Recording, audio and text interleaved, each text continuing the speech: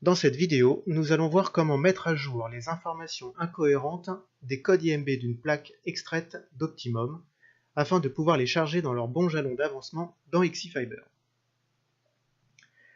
La première rubrique nous donne l'objectif de cette analyse, la plaque concernée et les données sources extraites d'Optimum qui ont été utilisées pour la réaliser. Le tableau général nous donne les volumes généraux de la plaque en code IMB et EL et leurs statuts négaux. Le tableau contrôle de cohérence nous donne les volumes résultant de l'analyse en code IMB et EL répartis en plusieurs familles que nous expliquerons plus tard. Le tableau répartition des validés nous donne les volumes des codes IMB et EL dont le contrôle de cohérence valide un jalon d'avancement. La rubrique liste des codes IMB avec incohérence à l'avancement nous donne la liste des codes IMB pour lesquels il existe un avancement non cohérent dans Optimum.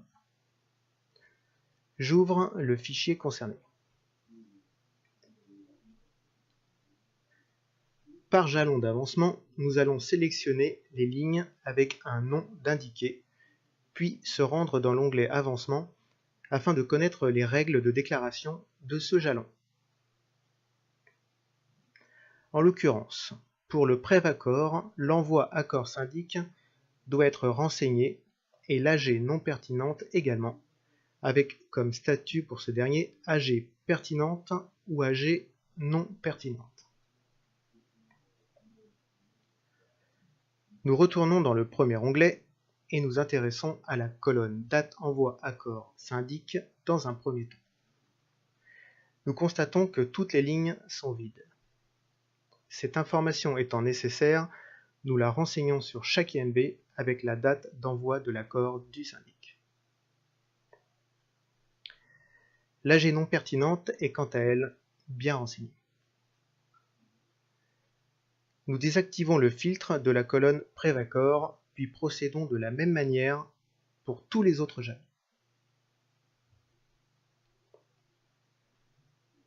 La rubrique Complétude information FIS non conforme nous donne la liste des codes IMB pour lesquels il existe au moins une information non cohérente pour des codes IMB d'un même code regroupement syndic FIS. J'ouvre le fichier concerné. Je filtre sur le premier code regroupement syndic et m'assure que toutes les informations renseignées sont identiques. Nous constatons que la date réception bon pour préétude ne respecte pas cette règle. Je modifie avec la bonne date et l'applique sur toutes les lignes de ce code regroupement syndic. J'applique ensuite cette règle pour chacun des codes regroupement syndic. La rubrique code IMB pavillon inférieur à 4L avec état négaux déclaré sans FIS nous donne la liste des codes IMB pavillon pour lesquels un état négo est déclaré sans FIS de renseigner. Enfin, les rubriques suivantes concernent les codes IMB validés répartis par jalon d'avancement.